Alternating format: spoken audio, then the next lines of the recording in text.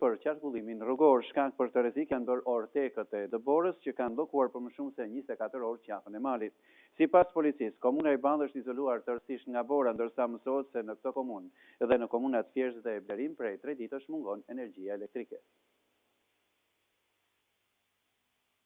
Zona e Pukës paraqet një rrezikshmëri të lartë për qarkullimin rrugor. Lajmi bëhet i ditur nga policia, e cila paralajmëron drejtuesit e mjeteve të mos lëvizin në drejtim të veriut.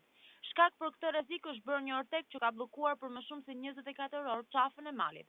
Nga drejtoria rajonale e rrugëve është ndërhyrë me shpejtësi në aksin e rrugës Qafë-Shllak, Qafë-Mali, ku kishte 3 raste të rënjes së ortekëve, ndërkohë që situata është normalizuar. Akset nacionale në rrethin e Pukës janë të kalueshme me zinxhir. Ndërkohë, sipas policisë, komuna e Ballë është e izoluar tërësisht nga bora, ndërsa mësohet se në këtë komunë dhe në komunat Thjesht dhe Blerim mungon energjia elektrike prej 3 ditësh.